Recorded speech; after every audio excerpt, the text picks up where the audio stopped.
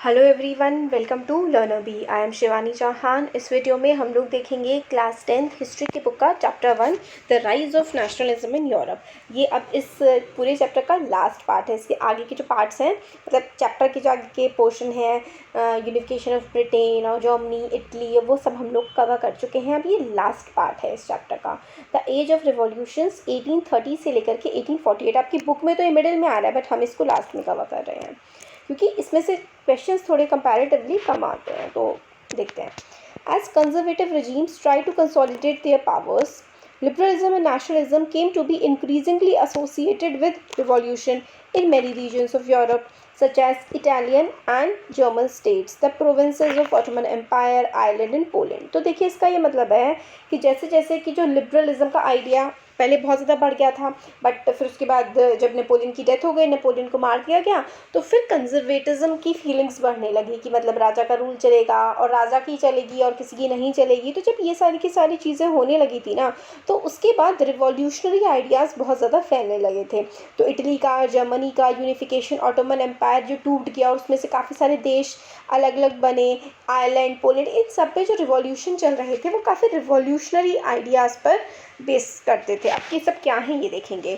These revolutions were led by liberal nationalists belonging to the educated middle class elite, among whom professors, school teachers, clerk and member of commercial middle class। तो ये जो revolution आया था, ये revolution लेकर के आए थे पढ़े लिखे लोग, जो मतलब मिडिल क्लास के एलीट लोग, अपर मिडिल क्लास के लोग, जैसे कि प्रोफेसर्स जो पढ़े लिखे थे, जिन्होंने इन आइडियाज़ के बारे में, अच्छा रिवॉल्यूशनरी आइडियाज़, लिबरलिज्म, ये सब क्या होता है, डेमोक्रेसी क्या होती है, जिन्होंने ये सब पढ़ रखा था ना, वो रिवॉल्यूशन लेकर के आए थे। तो देखिए 1815 में जो ट्रीटी ऑफ वियना हुई थी, उसके बाद क्या हुआ था, मतलब फ्रेंच की जो बर्बन डायनेस्टी थी उसको पावर में ले आए थे। फिर 15 साल बाद ही 1830 में क्या हुआ था, बर्बन किंग जो हैं, जिनको 1815 में लाया गया था पावर में, तो 1830 तक आते आते एक रिवॉल्यूशन फिर से हो गया था फ्रांस में और फिर से उनको सत्ता से हटना पड़ा था। तो लिबरल रिवॉल्यूशनरीज ने उनको पावर से हटा करके फेंक दिया था। हु इंस्टॉल्ड, तो जिनको 1815 में पावर में लाया गया था उनको फिर से 1830 में सत्ता से हटा दिया गया। तो इस पर क्या बोलते हैं, मोनार्की।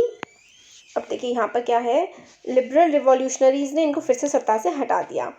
अब इस पे ना जो ड्यूक मेटरनिच है वो क्या बोलते हैं, उन्होंने जब फ्रांस में दोबारा से किंग को सत्ता से हटा दिया गया था, तो उन्होंने बोला था, when France sneezes Metternich once remarked the rest of the Europe catches cold. मतलब अगर फ्रांस चीखता है ना, तो जो बाकी का यूरोप है उसको जुकाम हो जाता है। तो ये आपको स्टेटमेंट आ सकता है वन वर्ड वाले में कि ये किसने कहा था, तो देखिए मेटर्निच ने कहा था। और बिल्कुल ऐसा ही हुआ कि फ्रेंच रिवॉल्यूशन फिर से एक बार आया 1830 के टाइम पे, बर्बन डायनेस्टी को हटा दिया गया। तो इसी के साथ साथ जो वो जो जुलाई रिवॉल्यूशन था उसमें जो ब्रूसेल्स थी, तो इसमें क्या हुआ, विच लेड टू द, ये जो जुलाई रिवॉल्यूशन ब्रुसेल्स में आया था और इससे क्या हुआ था, Belgium breaking away from the United Kingdom of Netherlands. तो नीदरलैंड्स जो है, यूनाइटेड किंगडम ऑफ नीदरलैंड में क्या क्या आता था, नीदरलैंड और बेल्जियम। तो बेल्जियम और नीदरलैंड जो है जुलाई 1830 में टूट गया, दो अलग अलग देशों में। An event that mobilized nationalist feeling among the educated elite across Europe was the Greek War of Independence। अब जो एक इवेंट थी ना, जिसने पूरे के पूरे यूरोप के जो पढ़े लिखे लोग थे, एक नेशनलिज्म की भावना उनके अंदर भर दी थी, वो था Greek war of independence. Greece जो था वो ऑटोमन एम्पायर का पार्ट हुआ करता था 15th सेंचुरी से, मतलब 15th सेंचुरी के टाइम से ही ग्रीस जो है वो पार्ट था ऑटोमन एम्पायर का। मगर ग्रीस के लोग बिल्कुल अलग थे, वो क्रिश्चियनिटी फॉलो करते थे। ऑटोमन एम्पायर तो इस्लामिक एम्पायर था, तो ये लोग अपने आप को काफ़ी अलग थलग देखते थे उस एम्पायर में। तो the growth of revolutionary nationalism, अब रिवॉल्यूशनरी नेशनलिज्म जो कि यूरोप में काफ़ी ज़्यादा बढ़ रहा था, तो ग्रीस में भी इसकी स्ट्रगल देखने के लिए मिली। और 1821 में जो ग्रीस है वो ऑटोमन एम्पायर के खिलाफ रिवॉल्यूशन करने लगा था। नेशनलिस्ट जो थे ग्रीस के, उनको काफ़ी सारे जो ग्रीस जो अलग ग्रीक नेशनल्स, मतलब ग्रीस के लोग जो अलग अलग देशों में रह रहे थे, उन्होंने जो ग्रीस का मूवमेंट था ना कि हम लोग ऑटोमन एम्पायर से अलग होंगे, इसको सपोर्ट किया। काफ़ी सारे और देशों ने भी, जो वेस्टर्न यूरोप, जैसे कि ये सपोज करिए यूरोप है, यहाँ पर ना ऑटोमन एम्पायर हुआ करती थी और इसके नीचे की साइड ग्रीस था। तो ग्रीस के जो लोग अलग अलग देशों में रह रहे थे यूरोप के, और यूरोप के काफ़ी सारे और देशों ने भी ग्रीस का जो इंडिपेंडेंस का मूवमेंट था ना, इसका सपोर्ट किया था। तो पोएट्स और आर्टिस्ट जो थे उन्होंने लॉर्ड किया, मतलब तारीफ़ करी कि जो ग्रीस मूवमेंट है ये होना ही चाहिए, क्योंकि ग्रीस क्या है, क्रेडल ऑफ यूरोपियन सिविलाइजेशन है। मतलब जो यूरोप की पूरी सिविलाइजेशन शुरू हुई है ना, उनके जो कस्टम्स हैं और सारी की सारी जो चीज़ें हैं वो ग्रीस से ही तो आई हैं, इसलिए ग्रीस को तो इंडिपेंडेंट होना ही चाहिए, ऐसा वहाँ के पोएट्स और आर्टिसंस ने कहा। पब्लिक ओपिनियन, लोगों की ओपिनियन होती है राय, लोगों की राय भी इसी मत में थी, तो कि मुस्लिम एम्पायर जो है इसको ख़त्म किया जाए और मतलब ग्रीस को इंडिपेंडेंस मिले। तो इंग्लिश पोएट जो थे लॉर्ड बायरन, इन्होंने क्या ऑर्गेनाइज, इन्होंने फंड ऑर्गेनाइज करे ताकि पैसा इकट्ठा करा ताकि ग्रीस वॉर ऑफ इंडिपेंडेंस जो है इसको सपोर्ट किया जा सके। बट इनकी डेथ हो गई फीवर से 1824 में। और finally this is very important, ठीक है, ट्रीटी ऑफ कॉन्स्टेंटिनोपल कब साइन हुई थी? 1832 में। Recognised Greece as an independent nation. तो जो ट्रीटी ऑफ कॉन्स्टेंटिनोपल था ना, उसने माना ग्रीस को कि ग्रीस तो एक आज़ाद देश है, as a independent nation Greece को ट्रीटी ऑफ कॉन्स्टेंटिनोपल ने बना दिया। अब आता है तो romantic imagination and national feeling. तो देखिए ये आपको बुक में तो काफ़ी बड़ा सा दिया हुआ है, बट इसकी जो मेन इसकी बेसिक चीज़ है वो है पोएट्री, पोएम्स, ठीक है, पोएट्री हो गई, स्टोरीज हो गई, स्टोरीज, फिर म्यूज़िक है ना, फिर फोक टेल्स। तो ये सारी की सारी चीज़ें जो है रोमांटिक इमेजिनेशन की मतलब जो पुराने आइडियाज़ हैं, पुराना कल्चर, पुराने गाने, संगीत, पुरानी कहानियाँ, इन सबको दोबारा से लेकर के आया जाए ताकि लोगों में देशभक्ति की भावना को भरा जा सके। तो डेवलपमेंट जो हुआ था ना नेशनलिज्म का, did not come about only through Wars and territorial expansion. कि नेशनलिज्म जो फैला था वो सिर्फ लड़ाइयों से या फिर अलग अलग जगह को जीत लेने से नहीं फैला था। कल्चर जो था, मतलब कि कल्चर ट्रेडिशन जो होता है, किस तरीके से हमारे जो जीने का तरीका होता है, हमारी फोक टेल्स होती हैं, उन्होंने भी काफ़ी ज़्यादा इंपॉर्टेंट रोल प्ले किया था। जैसे आर्ट, पोएट्री, स्टोरी, म्यूज़िक, इन्होंने भी नेशनलिस्ट फीलिंग को शेप करने में काफ़ी मदद की थी। तो इसी चीज़ को रोमांटिसिज्म कहा जाता है। अब रोमांटिसिज्म क्या होता है? A cultural movement. रोमांटिसिज्म एक कल्चरल मूवमेंट है which sought to develop a particular form of nationalist sentiment.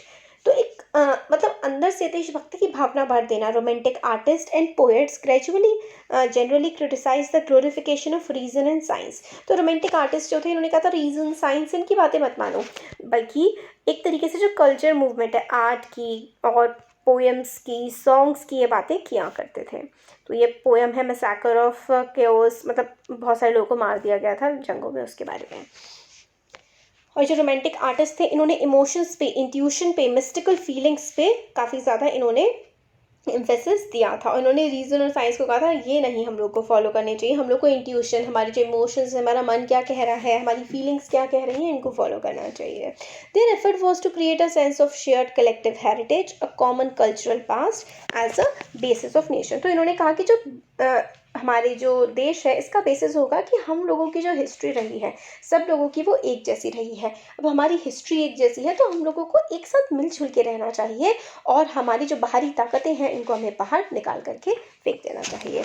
Other romantics such as German philosopher John Gottfried, आपको एक दो ये नाम याद कर लीजिए क्योंकि रोमांटिक पोएट का नाम लिखने के लिए आ जाए तो John Gottfried Herder claim that true German culture was to be discovered among common people that's volk. तो इन्होंने जॉन फ्रेडरिक ने क्या कहा था कि जो ट्रू सच्चा जर्मन का कल्चर है ना वो तो दास वोक लोगों से ही हम लोग जोड़ करके देख सकते हैं। इट वॉज थ्रू किस किस तरीके से लोगों में ये भरा जा सकता है, फोक सॉन्ग्स हो गए, जो हमारी संगीत होता है, पोएट्री होती है, डांस होते हैं, और at the true spirit of nation, ठीक है, वॉज पॉपुलराइज। तो सॉन्ग्स के थ्रू, ठीक है, पोएम्स, डांसेस के थ्रू जो है एक स्पिरिट जो होती है कि नेशन की स्पिरिट, हम सब एक हैं, ये भरी गई। So collecting and recording these forms of folk culture was essential to the project of nation building. तो ये फोक कल्चर जो था ना ये नेशन बिल्डिंग के प्रोसेस में काफ़ी ज़्यादा हेल्पफुल रहा था क्योंकि लोगों में ना एक भावना आ गई कि अच्छा हम सब एक हैं। Emphasis on vernacular language. Vernacular language होता है लोकल लैंग्वेज, आपकी जो बोलियाँ होती हैं, इन पर बहुत ज़्यादा फोकस किया गया और काफ़ी सारी फोक टेल्स इकट्ठी करी गई ठीक है, was not to recover in ancient national spirit but also to carry the modern nationalist message to large audience who were mostly illiterate. तो पुरानी पुरानी लोक गीत, लोक कथाएं इकट्ठे करे गए, ताकि सिर्फ इसलिए नहीं कि मतलब पुरानी टाइम पे वापस जाना, नहीं, जो मॉडर्न जो नेशनलिस्ट थे ना वो उन लोगों से जुड़ सके जो इलिटरेट है। इलिटरेट लोग जो होते हैं ज़्यादातर उनको अपने कल्चर के बारे में, पास्ट के बारे में काफ़ी कुछ पता होता है, क्योंकि वो नॉर्मल पढ़ाई नहीं करते बल्कि जो ट्रेडिशंस चले आ रहे होते हैं उनके बारे में उन्हें जानकारी होती है। तो उसके थ्रू ही नेशनलिस्ट ने उनसे बातें करी, इलिटरेट लोगों से। It was essential so in case of Poland which had been partitioned at the end of 18th century by great powers Russia, Prussia, Austria. तो पोलैंड के नेशनलिस्ट ने ऐसा बहुत किया क्योंकि पोलैंड का बंटवारा हो गया था, उनको अपने लोगों से जुड़ना था, तो उन्होंने अपने कल्चर का, अपनी पोएट्री, आर्ट, डांस का सहारा लिया। Even though Poland no longer existed as an independent territory, Poland एक देश बचा ही नहीं था। नेशनल फीलिंग्स जो है वो म्यूजिक के थ्रू, भाषा, लैंग्वेज के थ्रू सहेज के रखी गई मन में। Karol Kurpinski was example For example, celebrated national struggle through his operas, music, turning folk dances like the Polonaise, mazurka into national symbols। तो मतलब पुराने जो सॉन्ग्स होते थे, पुरानी कहानियाँ, डांस, इन सबको फॉलो किया गया। इसमें सबसे इम्पॉर्टेंट जो आपके एग्जाम में बहुत ज़्यादा पूछा जाता है, ये बहुत इंपॉर्टेंट है, Grimm brothers folk tales and nation building. तो जो ग्रिम ब्रदर्स थे इन्होंने क्या किया था, ये गांव गांव गए थे, गांव गांव जा कर के इन्होंने बहुत सारी फोक टेल्स, कहानियाँ इकट्ठी करी थी और उनको 33 वॉल्यूम की डिक्शनरी में जर्मन लैंग्वेज में पब्लिश किया था। ग्रिम ब्रदर्स जो थे उन्होंने फ्रेंच डोमिनेशन, मतलब फ्रांस ने हड़प लिया था ना कुछ टाइम के लिए जर्मनी को, तो उनके कल्चर को उन्होंने कहा, ग्रिम ब्रदर्स ने, कि हम जर्मनी के कल्चर को ख़त्म नहीं होने देंगे और जर्मनी के जो फोक टेल्स हैं, फोक टेल्स मतलब लोक कथाएं जो हैं वो जर्मनी के लोगों के मन में बसी हुई हैं, जर्मन लैंग्वेज को हम नहीं ख़त्म होने देंगे और इसके थ्रू ही हम अपने देश की आइडेंटिटी को, नेशनलिज्म को आगे बढ़ाएंगे। तो ये ग्रिम ब्रदर्स बहुत इंपॉर्टेंट है, इन्होंने गाँव गाँव जा करके फोक टेल्स, लोक कथाएँ इकट्ठी करी थी और ये नेशन बिल्डिंग में भी बहुत इंपॉर्टेंट रोल इसका रहा था। अब नेशन मतलब देश जो है ना उसका भी बहुत ज़्यादा, जो लैंग्वेज जो है, लैंग्वेज का हमारे देश में बहुत ही ज़्यादा इंपॉर्टेंट रोल होता है। जब रशिया ने जो है पोलैंड को हड़प लिया था, ऑक्यूपाई कर लिया था, तो पोलिश लैंग्वेज को स्कूल में पढ़ाना बंद कर दिया गया था। रशियन लैंग्वेज हर जगह इम्पोज की गई थी ज़बरदस्ती। फिर 1831 में एक आर्म्ड रिबेलियन हुआ रशिया के इस काम के लिए और ultimately took place which was ultimately crushed. ठीक है, रशियन रूल को फिर ख़त्म कर दिया गया। Following this many members of clergy in Poland began to use language as a weapon of national resistance. तो हम लोगों को अगर लैंग्वेज का एग्जांपल देना हो तो पोलैंड के जो लोग थे उन्होंने रशियन लैंग्वेज को नहीं एक्सेप्ट किया और अपनी लैंग्वेज में ही सारे काम करके जो है ये दिखाया कि पोलैंड एक देश है और आप उसको नहीं हड़प सकते हैं। Polish was used for church gatherings and all religious instruction. As a result, large number of priests and bishops was put in jail or sent to Siberia for Russian authorities punishment for their refusal to preach in Russian। तो जो काफ़ी सारे वो थे, जैसे कि हमारे देश में पंडित होते हैं उपचार, मगर देखिए जो क्रिश्चियंस होते हैं इनको चर्च होती है, इनके प्रीस्ट जो होते हैं ना, चर्च के जो बिशप्स होते हैं उनको काफ़ी ज़्यादा इंपॉर्टेंस दी जाती है, वो उपदेश देते हैं।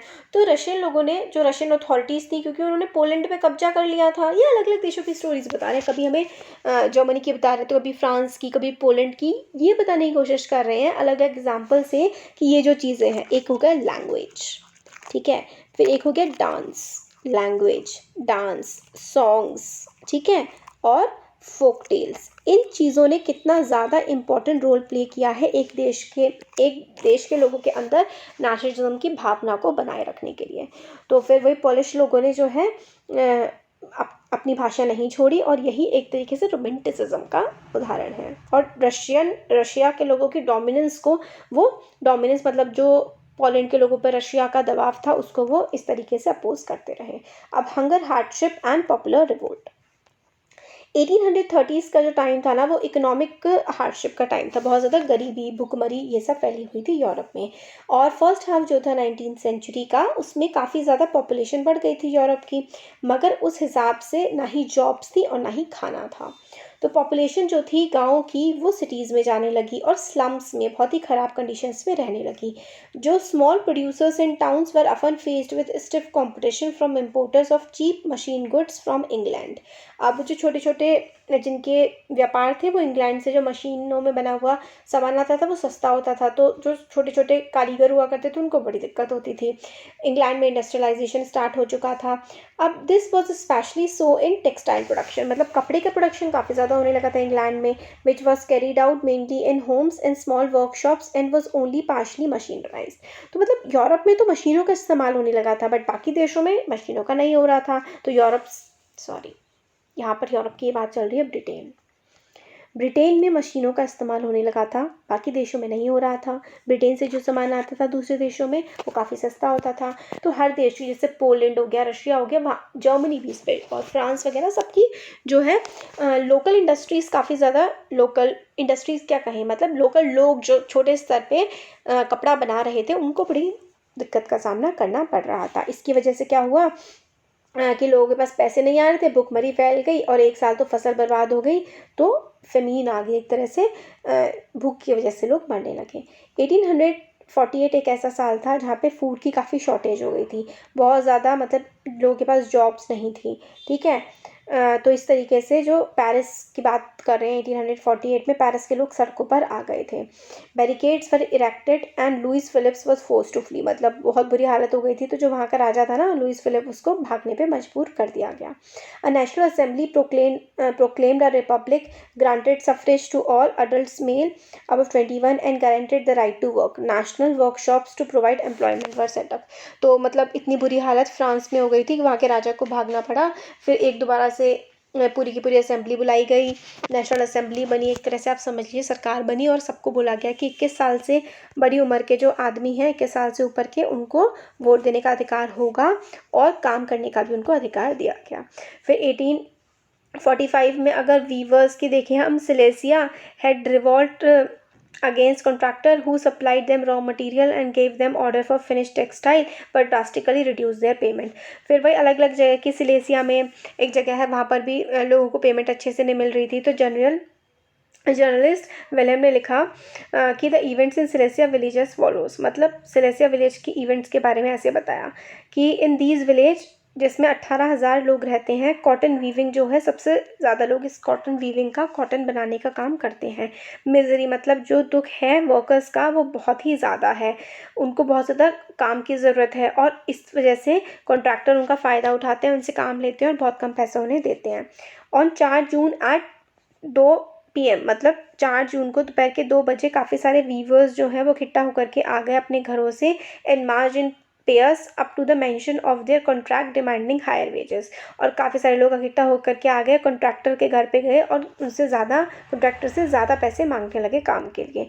दे were treated with scorn and threats alternatively, तो मतलब काफ़ी ज़्यादा वो अपने एम्प्लॉयर से ज़्यादा वेजेस मांगने गए थे, बट उनको धमकाया गया। Following this a group of them forced into their way to the house, smashed his elegant window panes, furniture, porcelain. Another group broke into storehouse and plundered it of supplies of cloth which they tore to shreds. Contractor fled with his family to a neighboring village, which however refused to shelter such a person. He returned 24 hours later, having requisitioned the army.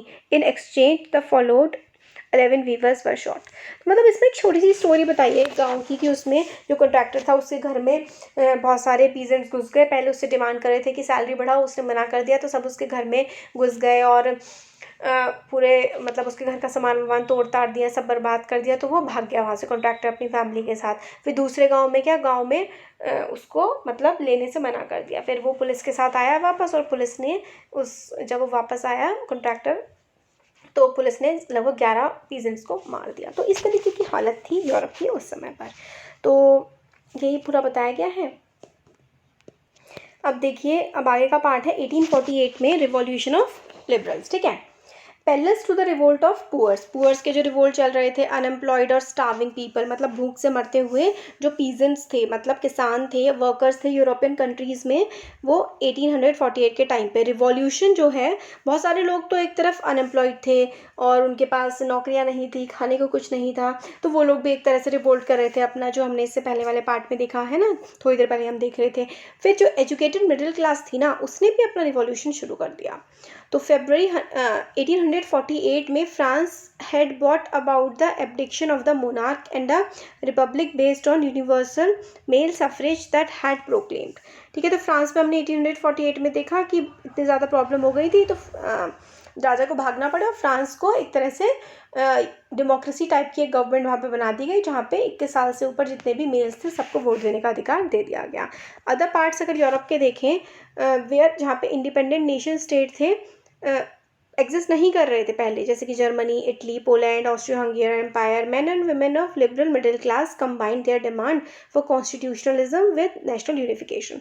तो इस हम लोगों ने unification of Germany, Italy, ये सब आगे के chapter में है ना, तो ये डिमांड कहाँ से आई? क्योंकि यार भुखमरी थी, काम करने के लिए नहीं था, पैसा नहीं था, तो लोग इकट्ठा होकर के आए, भाई क्या चल रहा है, हम लोगों को न्याय चाहिए। तो बहुत सारे लोग मिडिल क्लास के स्पेशली जो पढ़े लिखे थे, वो इकट्ठा होकर के आए और कहा कॉन्स्टिट्यूशनलिज्म हो। इस शब्द का मतलब ये होता है कि एक कानून बनाया जाए, एक संविधान कॉन्स्टिट्यूशन बनाया जाए, उसके जो लॉज हो उसके हिसाब से ही चीज़ें चलें। They took advantage of growing popular unrest to push their demands for the creation of nation state on parliamentary principles, constitution, freedom of press, freedom of association। तो जो मिडिल क्लास के लोग थे उन्होंने देखा था जो बहुत ही गरीब लोग हैं वो भी प्रोटेस्ट कर रहे हैं, तो इसका फ़ायदा उठाते हुए हम लोगों को एक संविधान, एक कॉन्स्टिट्यूशन बना लेना चाहिए जिसमें प्रेस की फ्रीडम हो, मतलब जो हमारी न्यूज़ है वो फ्री हो और हम लोग ऑर्गेनाइजेशन बना सकें। In the German regions, large number of political associations whose members were middle class professional businessmen and prosperous artisans came together in the city of Frankfurt and decided to vote for an all German National Assembly। तो वही political association बन रही थी, तो middle class professionals जो थे वो Frankfurt city है एक जर्मनी की, वहाँ पर आए और उन्होंने मिलकर के कहा कि हम लोग एक असेंबली बनाएंगे। तो 18 में 1848 को 831 representatives आए जो इलेक्टेड थे, marched in the festive procession to take their places in the Frankfurt Parliament convened in the Church of St. Paul। तो सेंट पॉल में, फ्रैंकफर्ट में एक पार्लियामेंट हुई थी जर्मनी में। उन्होंने कॉन्स्टिट्यूशन बनाया जर्मनी का, जिसमें जो हेड होगा टॉप पर वो तो मतलब राजा ही होगा और उसके अंडर एक पार्लियामेंट आएगी। When the deputies offered the crown on these terms to Frederick William IV, King of Prussia, he rejected it and joined other monarchs to oppose the elected assembly।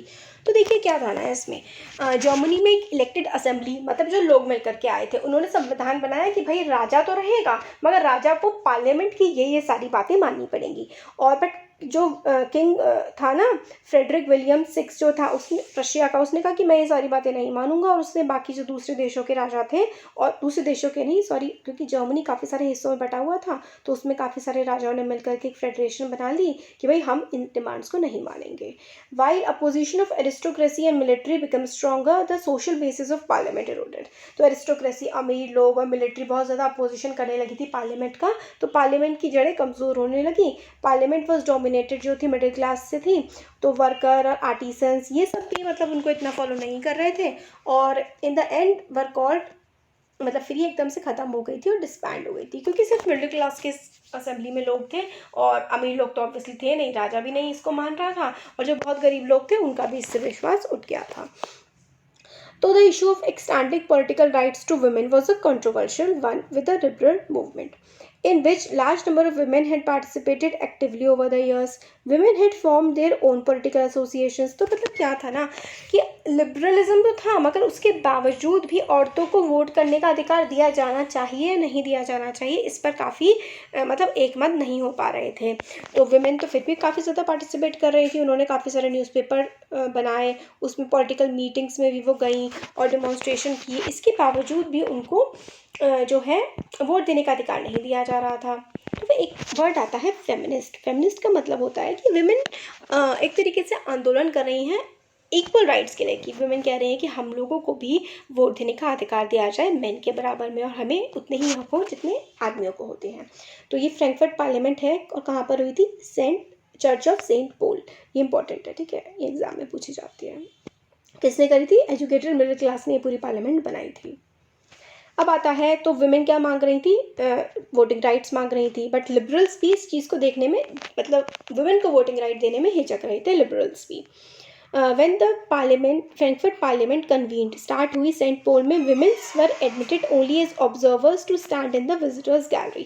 मतलब women को vote देने का अधिकार, बोलने का अधिकार कुछ नहीं था, उनको सिर्फ विजिटर्स गैलरी में इस पार्लियामेंट में खड़े होने का अधिकार था। दो conservative forces were able to suppress liberal movements in 1848। तो हम लोगों ने इतने सारे मूवमेंट्स देखे लिबरल के, बट कंजर्वेटिव्स ने इसको दबा लिया था 1848 में। They could not restore the older order, मतलब इनको दबा तो दिया रिवॉल्यूशनरी मूवमेंट्स को, बट जो पुराना ऑर्डर चल रहा था ना, उसको पूरी तरीके से ये लोग लाने में सक्षम नहीं हो पाए। मोनार्क्स, राजा जो थे, उनको ये रियलाइज़ होने लगा कि रिवॉल्यूशन जो है बार बार उठ के आएंगे और इनको दबाना काफ़ी ज़्यादा मुश्किल है। इसलिए जो 1848 के बाद के थे ना ऑटोक्रेटिक मोनार्क्स जो थे, मतलब अपनी अपनी चलाने वाले सेंट्रल और ईस्टर्न यूरोप के, वो काफ़ी सारे चेंजेस लेकर के आने लगे, कि मतलब सर्वडम, बॉन्डेड लेबर, ये सब जो है ख़त्म कर दी गई। सर्वडम मतलब वही कि एक पूरा का पूरा ज़मीन है, उसका हेड कौन है? एक लैंडलॉर्ड है, और उसके अंडर किसान काम कर रहा है। किसान को बहुत ज़्यादा काम किया जाता है, पैसे वैसे बहुत कम दिए जाते हैं। ये सर्वडम था। तो सर्वडम को ख़त्म करने की, बॉन्डेड लेबर कि मतलब सिर्फ काम करवाया जा रहा है, पैसे वैसे कुछ नहीं दिए जा रहे, ये सब ख़त्म किया गया। Habsburg rulers granted more autonomy to the Hungarians in 1867। तो मतलब ज़्यादा से ज़्यादा राइट्स लोगों को प्रोवाइड किए जाने लगे ताकि रिवॉल्यूशन से बचा जा सके। आइडियोलॉजी क्या होता है? आइडियोलॉजी ऐसा सिस्टम होता है कि आप जो मान रहे हैं कि ऐसा होना चाहिए सोसाइटी में, पॉलिटिकल या फिर सोशल, कुछ भी होना चाहिए जो आप समझते हैं कि ये चीज़ होनी चाहिए, तो वो आपकी आइडियोलॉजी होती है। तो फाइनली ये चैप्टर अब कंप्लीट हो चुका है। तो प्लेलिस्ट मैं आप लोगों को कमेंट सेक्शन में और डिस्क्रिप्शन बॉक्स दोनों में प्रोवाइड कर दूंगी। साथ पूरी की पूरी आपकी हिस्ट्री की बुक अब कंप्लीट हो चुकी है, कुछ नहीं बचा है। तो कैसा लगा वीडियो ज़रूर बताइए, अच्छा लगा लाइक करिए, चैनल को सब्सक्राइब करिए, अपने फ्रेंड्स के साथ शेयर करिए। Thank you.